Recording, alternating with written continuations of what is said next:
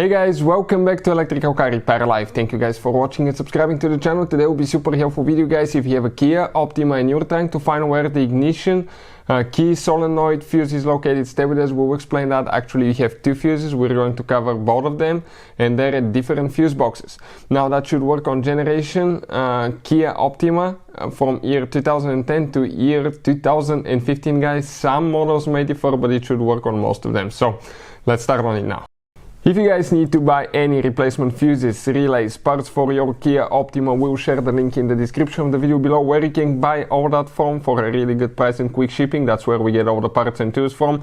Also, every single car we get at the garage, we try to make at least 200 to 300 free repair videos, guys. Why we do that? Simply because our mission at the shop is to save you as much money as we can. All we need in return, please subscribe to the channel and like the video. Now, the plan, guys, on that Kia Optima is to make at least 200 free electrical and diagnostics videos, and they will be published on the channel you're watching right now, Electrical Car Repair Live.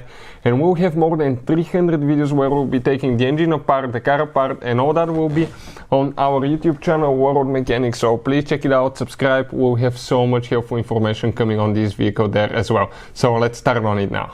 So if you come inside the vehicle, next to the hood where we can see that fuse box, okay, right here, remove that cover, and that's where the fuses are.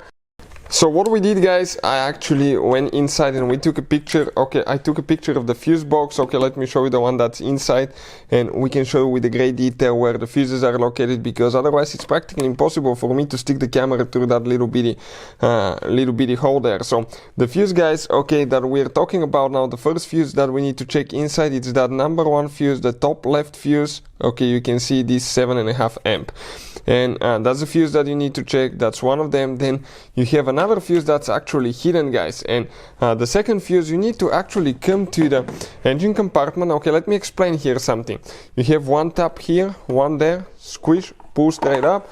On the back side of the fuse box, okay, you're going to have actually, okay, you're going to have the listings right here. Okay, it will look like that. I just went ahead and printed it so it's a little bit more visible. Otherwise, okay, it's too shiny and practically it's impossible to show you with a great detail, guys. So now the fuse that we need to check is known as B+2, guys. Okay, this fuse. So it is part of that huge, okay, huge mega fuse that we have right here. You can see that mega fuse. And if you need to replace the little fuse inside, you have the fuse puller right here that you can use.